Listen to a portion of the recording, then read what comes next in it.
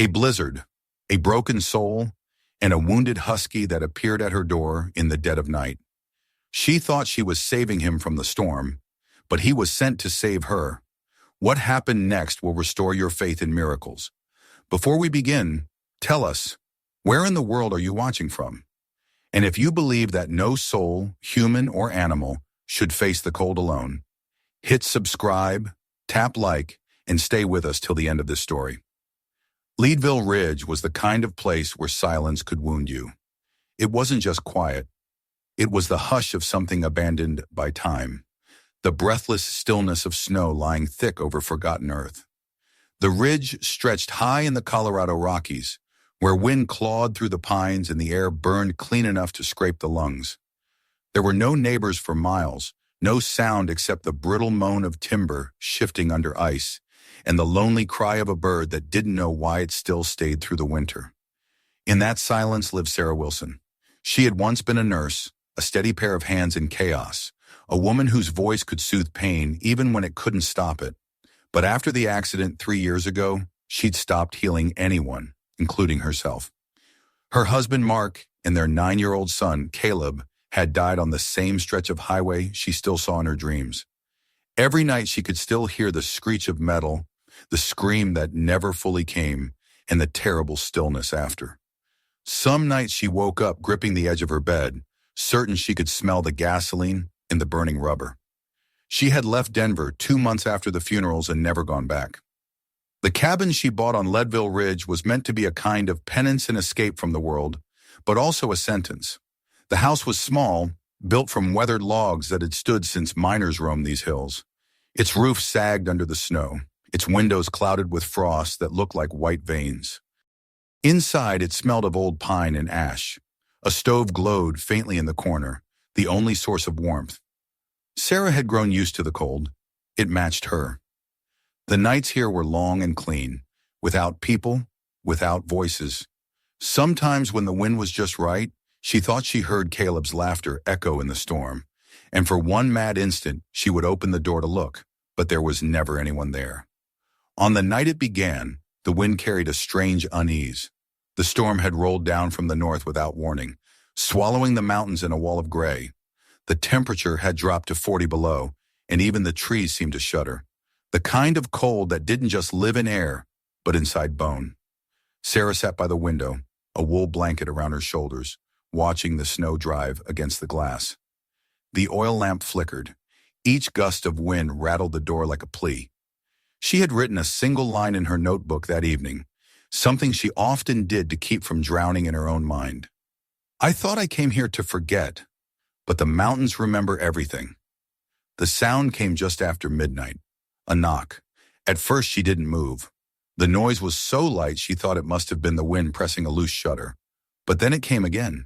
3 distinct taps, slow, deliberate, spaced too carefully to be nature.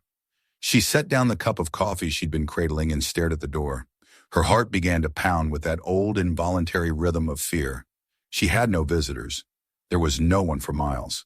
The last person who had spoken to her face to face was the supply driver 2 weeks ago, who'd left canned goods and gas refills at the gate. The knock came a third time. Sarah stood, the floor creaking beneath her bare feet. She took the lantern and moved toward the sound, her pulse echoing in her ears. The door was rimed with frost, the iron latch stiff with cold. She hesitated, her breath fogging in the chill that leaked through the cracks. "Who's there?" she asked, her voice quieter than she meant. Silence. Only the wind answered. Her fingers hovered over the latch. Logic said it was nothing. Some branch blown against the frame, maybe a trick of the storm. But there was something about that rhythm, a pattern, almost like someone who knew what a door was. She unlatched it. The door opened against the wind with a groan, and the storm burst in, snow slicing sideways, freezing air biting at her skin.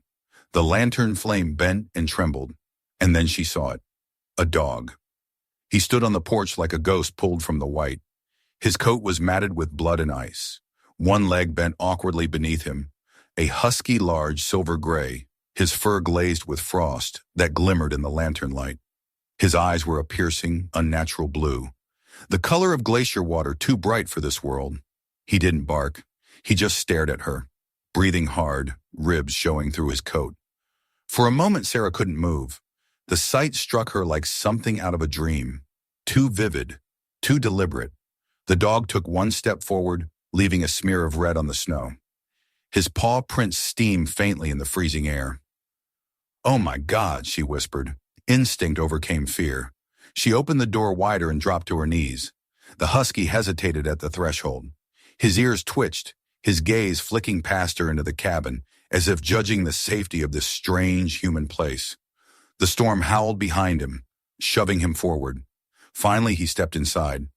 The cold came with him, sharp and biting. Sarah shut the door quickly, leaning her back against it. The dog stood trembling on the wooden floor, head low, breathing shallow. Blood dripped from a wound near his flank, small, but deep, the kind that could kill if ignored. "It's okay," she said softly, though her voice trembled. "You're safe now." He didn't react, only watched her. His eyes reflected the lantern flame, like two shards of winter. Sarah grabbed an old towel from a chair and moved closer, slowly, the way she used to approach frightened patients in the ER. "Let me help you, boy." The husky didn't flinch when she touched him. He was too weak for that. The fur around the wound was sticky, the skin beneath hot and raw. She cleaned it as best she could with warm water and iodine. He whimpered once quiet, almost apologetic. She wrapped the wound with gauze from her old medical kit and set a folded blanket beside the stove. When she looked up again, he was already lying there exhausted. The firelight danced across his fur, melting the frost into shining rivulets. She sat across from him on the floor, staring. There was a brass tag hanging from his collar, half buried in the thick fur. She leaned forward, brushed the snow away, and read the name etched into it. Balto. The name hit her like a tremor in her chest. She remembered the story. The husky who had saved a village from an epidemic, who had carried the serum through a blizzard when all else had failed. A name of salvation, carved into legend. "You picked the wrong house," she murmured, almost smiling. "I can't save anyone." But even as she said it, something inside her softened. Balto lifted his head slightly, eyes half open, and looked at her. Not like an animal looks at a stranger, but like someone recognizing a fellow lost soul. Then he sighed, a low, heavy sound, and laid his head back down.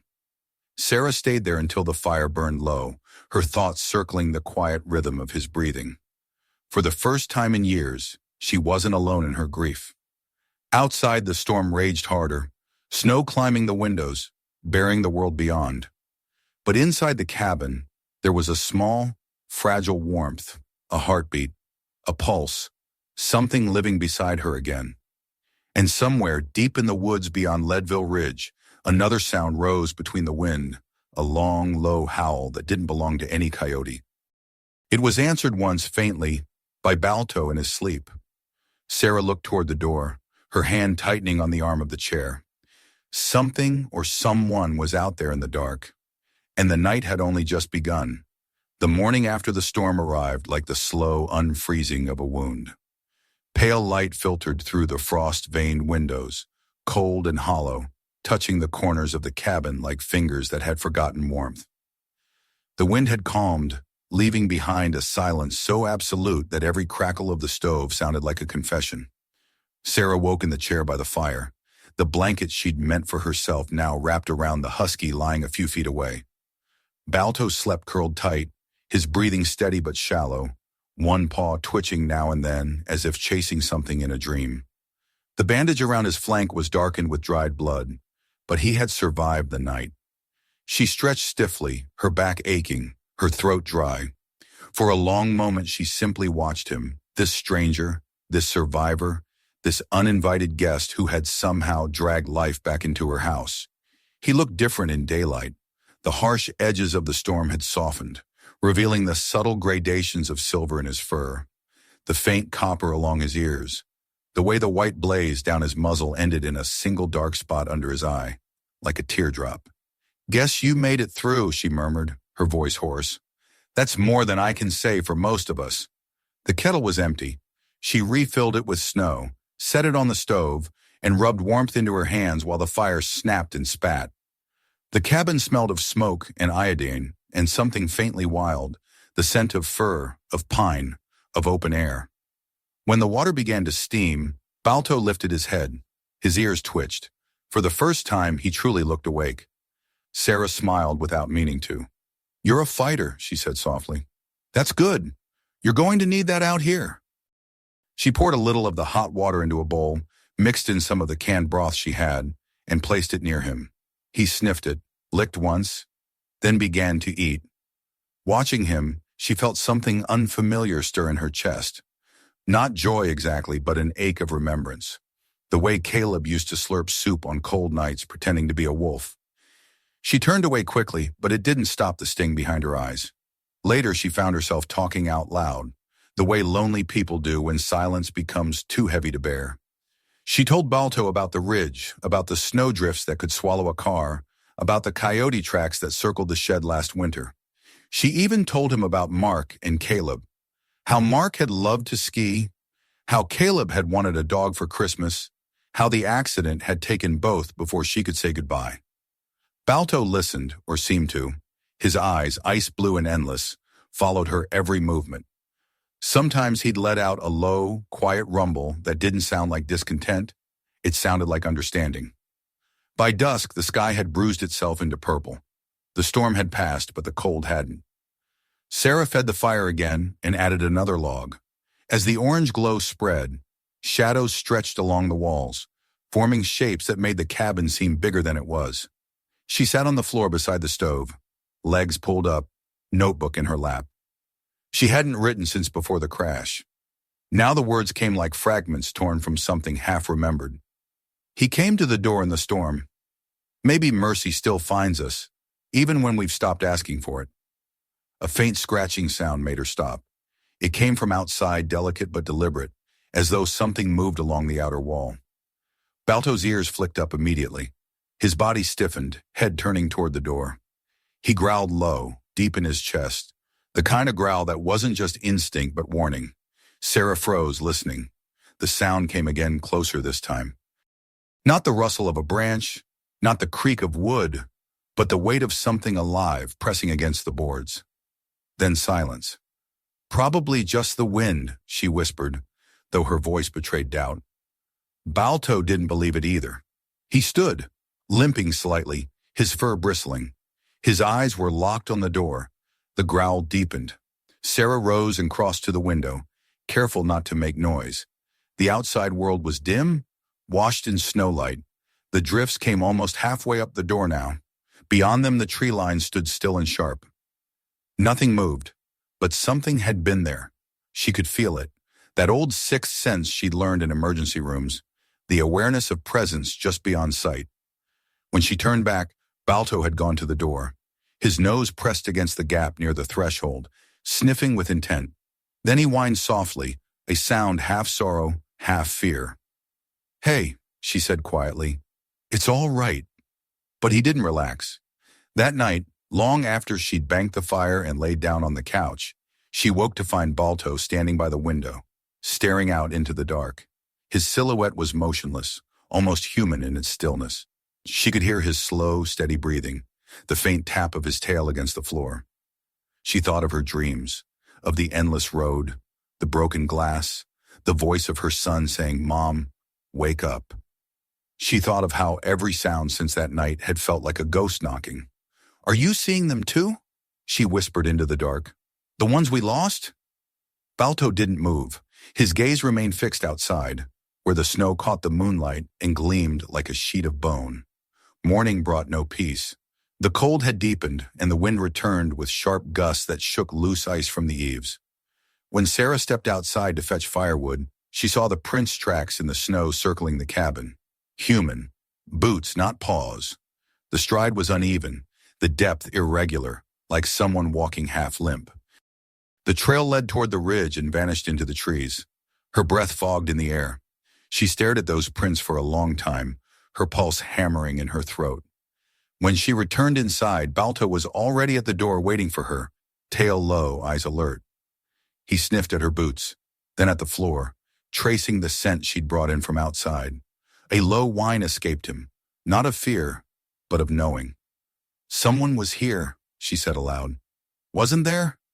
Balto didn't need to answer. His stance said enough. Sarah felt the old instinct, the nurse's reflex to assess, plan, act. But this was different. This wasn't a patient. This was survival. That afternoon, while tending to Balto's bandage, she noticed something she hadn't before. Embedded deep in the fur near his collar was a fragment of metal thin, triangular, like a shard of glass but heavier. She worked it free gently, wiping away the crusted blood. When she turned it in her fingers, she saw the engraving. K9 Unit 214, Federal Search and Rescue. Her breath caught. You were trained, she whispered. You're not just some stray. Balto watched her steadily, his gaze ancient and knowing. He shifted his weight, laying his head on her knee. She stared down at him, the metal piece gleaming faintly in her palm, and felt the world tilt, her solitude cracking just enough to let something new in. That night, as the snow began to fall again, Sarah lit the oil lamp and sat beside the fire. Balto lay nearby, his head resting on her foot. Outside, the wind howled like a wounded animal, circling the cabin. Inside, firelight flickered against the walls, throwing their shadows into long, strange shapes that danced and faded, like ghosts with nowhere else to go. Sarah reached down, brushed her fingers along Balto's fur, and whispered, You came from somewhere dark. Maybe that's why you found me. Adam, he lifted his head, met her eyes, and for the briefest instant, she thought she saw something move in his reflection, a man's face, blurred, watching her from behind his gaze. The lantern guttered once and went still. The ridge slept beneath its heavy shroud of snow, but for the first time in years, Sarah couldn't tell if the thing keeping her awake was fear or hope. The third morning came with a kind of silence that wasn't peace, but waiting. The sky hung low and gray, pressing down on the ridge until it seemed the world itself had forgotten to breathe. The fire in the stove had burned to embers. The air inside the cabin bit at her lungs, and even Balto's breath came out as thin ghosts that faded quickly in the cold. Sarah moved quietly, almost reverently, feeding the fire. She hadn't slept much. The discovery of the K9 unit tag had carved open 100 questions. Who had trained him? How far had he come? And who would wound a dog like that and then leave him to die in a storm? By mid-morning, the snow had softened into a slow, steady fall, the flakes drifting sideways like whispers. She made coffee, the smell grounding her. Balto lay near the stove, his head raised, eyes fixed on the window. His alertness put her on edge. He hadn't relaxed since dawn. Then she saw it, the faintest movement through the white. A shadow among trees, human-shaped, deliberate. Her heart lurched. She stood still, one hand on the back of the chair, and watched the figure come closer. Slow, heavy steps, like someone wading through deep snow. Whoever it was, they were dressed in pale gear that blended with the storm. The figure stopped about 30 yards from the cabin. Even through the haze, she could tell it was a man. He stood there too long to be a lost traveler. He wasn't calling for help. He was watching. Balto's growl started low and rolled through the room like thunder restrained. The fur along his neck bristled. Easy, Sarah whispered, but her own voice trembled. The man turned and disappeared into the trees. For a moment, she could only hear the blood in her ears. Then she moved, quickly locked the door, pulled the curtains, checked the rifle she hadn't touched since Mark's death. The barrel was cold as grief. She checked the chamber. One round loaded. She had never fired it. Balto paced the floor, restless, growling at every gust of wind. Someone's out there, she said aloud, as if saying it would make it less impossible. When dusk came, the world outside turned violet and cruel. The snow had stopped falling, but the cold deepened until the glass in the windows wept frost. Sarah kept the lamp low. Every sound, each creak of timber, each breath of wind felt magnified, alive. At last came a sound that wasn't the house. A knock. 3 times. Firm. Not the hesitant scrape of claws this time, but a man's knuckles. Balto leapt to his feet, barking, the sound raw and violent in the quiet room. Sarah's pulse slammed in her throat. She moved to the door slowly, rifle in hand. Who is it? The answer came muffled by snow. Storm caught me out. I saw your smoke. Just need to warm up a spell. The voice was rough, male, and edged with something that wasn't fatigue, it was calculation. Her instinct screamed. Still, she opened the door a crack. The man stood there in a torn white parka, his beard rimed with frost, his eyes a washed-out gray that never settled. He was tall but thin, his shoulders hunched as if carrying something heavier than cold. "Evening, ma'am," he said, with a smile that didn't reach his eyes. Sarah kept the rifle low but ready. "You're far from town." "Got turned around hunting," he replied too quickly. "Wasn't expecting the weather to turn so fast." Balto's growl deepened into a rumble. The man's eyes flicked toward him and then lingered a moment too long. "Fine dog you got there," he said. "Didn't expect to see a husky out this far." "He's not mine," Sarah said. "No?" His gaze sharpened. "Funny. I've been looking for one just like him. You mind if I—" Before he could finish, the door behind him creaked again. A gust of snow blew in, and with it, another voice. "Sarah." She froze. "Lucy?" It was Lucy Hale, her nearest neighbor, if you could call 30 miles near. Her coat was dusted in snow, her cheeks raw from the wind. She must have come by the ridge trail. Lucy's eyes darted from Sarah to the stranger. "Everything all right here?" The man smiled thinly. "Just asking for shelter, ma'am. The dog seems unfriendly." "He's got good judgment," Lucy said evenly. Her voice was calm, but her hand rested near the small pistol at her belt. The man's smile flickered. "Didn't mean trouble." "Then you'd best keep moving," Lucy said. "Storm's easing. Trail runs downhill. You'll hit the old mine road by nightfall." His gaze lingered on Balto one last time. Then he nodded, pulled up his hood, and stepped back into the snow. They watched until he vanished into the trees. Only when the last trace of him was gone did Sarah let out the breath she'd been holding. She closed the door, bolted it, and turned to Lucy. "You shouldn't have come up here," she said, voice shaking. Lucy shrugged off her coat, her eyes still scanning the window. "Could say the same to you living out here alone." Balto had settled but not relaxed. He kept glancing toward the door, ears twitching, nostrils flaring. Lucy crouched beside him. "He's hurt," she said softly, examining the bandage. "Poor boy, you patch him up?" Sarah nodded. "He showed up in the storm, almost dead." Lucy smiled faintly. "Always the nurse." She reached into her pocket and pulled out a small jar. "Honey, works on burns, cuts, frostbite. Helps when the body's too weak to fight." She unscrewed the lid and dabbed a bit on her finger, offering it to Balto. The dog sniffed, hesitated, then licked it once, his tail thumping weakly. "See?" Lucy said. "Trust can still be earned." For a while the two women sat in the flicker of the fire, sharing quiet, the kind of silence that felt human again. Then Lucy's tone changed. "That man," she said slowly. "You saw how he looked at your dog." Sarah nodded. "He said he was hunting." "Not elk," Lucy replied. "I know a man who's hunted hunger and one who's hunted lies. He looked like both." They checked the window again. Nothing but snow. Still, the air inside had changed, thicker, heavier. The ridge no longer felt as empty as before. As night deepened, Lucy helped her pile wood against the door, a makeshift barricade. "If he comes back, we'll hear him before he's close," she said. Sarah tried to believe her. Outside, the cold thickened, swallowing sound. But even through the walls they could hear it, the far-off crunch of boots on snow, the slow drag of someone circling back. Balto growled again, head lifted, eyes burning like two blue flames in the firelight. Sarah gripped the rifle. "He's back." Lucy met her gaze, no fear in her gray eyes, only resolve. "Then we do what we have to." They moved quietly. Sarah doused the lamp, plunging the room into the orange half-light of the stove. The footsteps stopped. Silence stretched, taut and endless.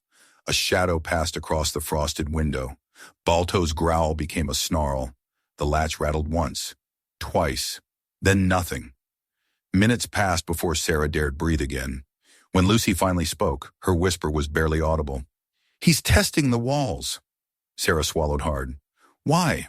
Why come after a dog?" Lucy looked at her. the firelight sharp in her eyes. Because sometimes the things we save know the truth about what we've lost. Outside, the wind rose, carrying with it the faintest echo of a man's laugh, or maybe the memory of one. It faded into the storm like smoke. Sarah sat on the floor, her back to the wall, the rifle across her knees. Balto lay beside her, his body pressed close, his warmth steady against her trembling hand. Lucy watched the door, unblinking.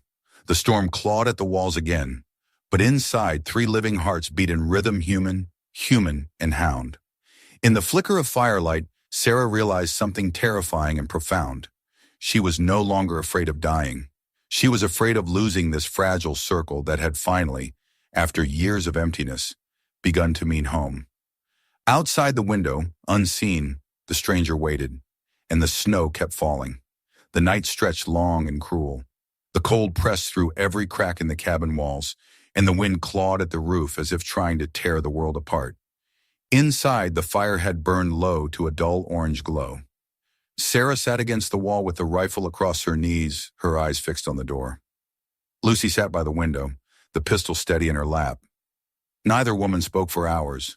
The silence between them was tight, strung with fear, and the quiet understanding that one of them might not see morning.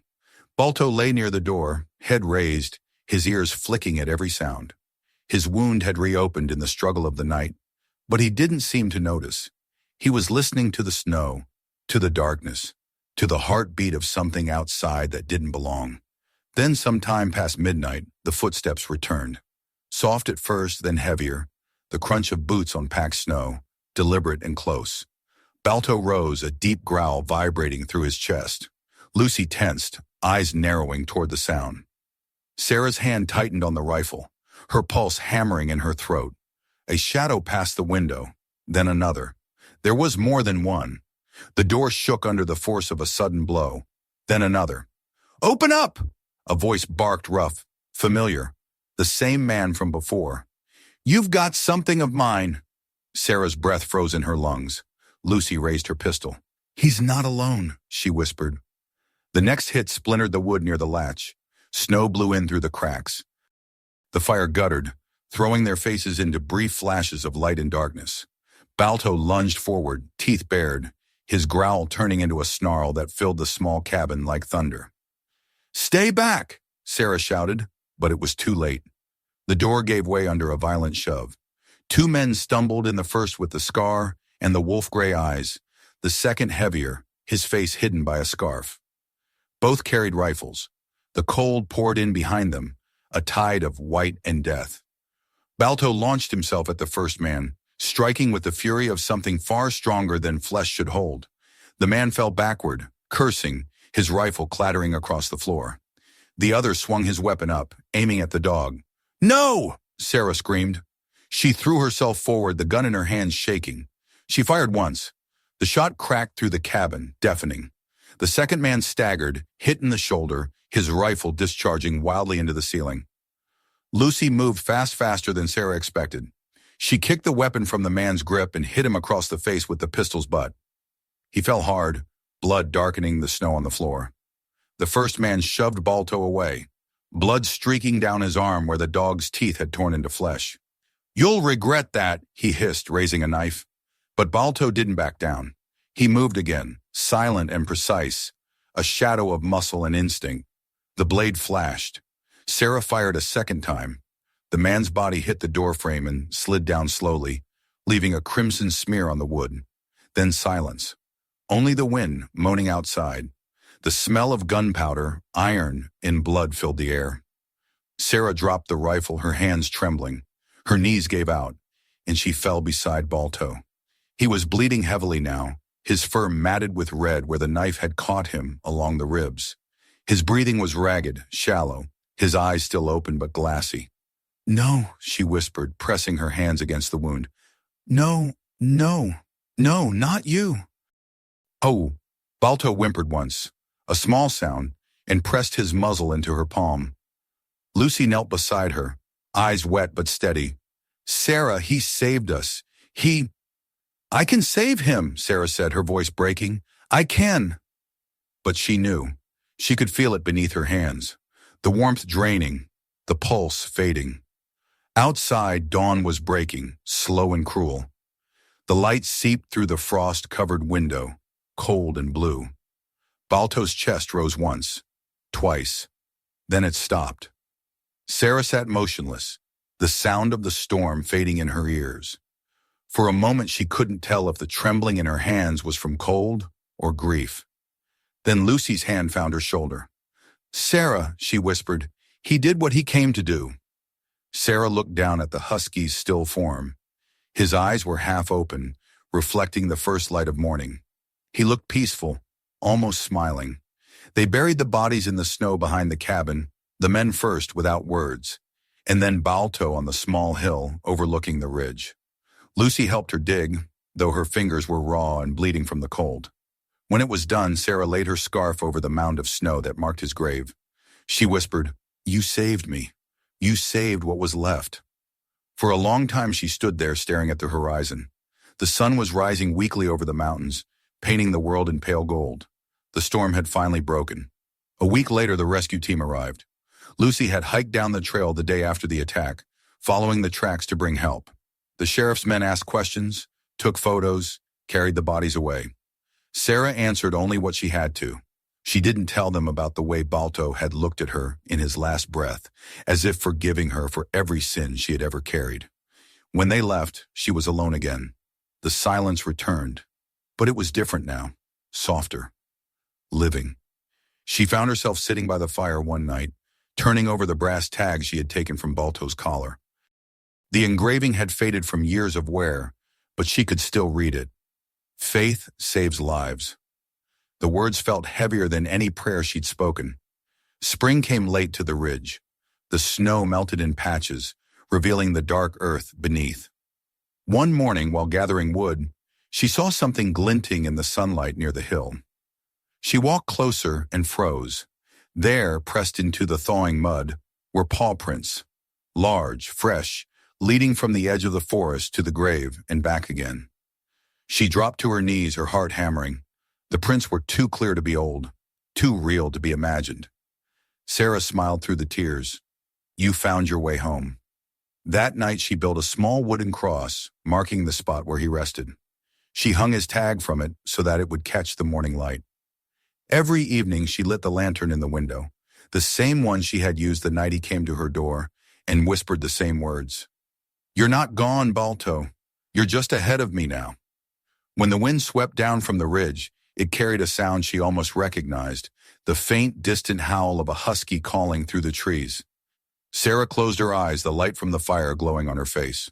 For the first time since the accident, her heart didn't feel empty. She knew then that not every miracle comes as thunder or light.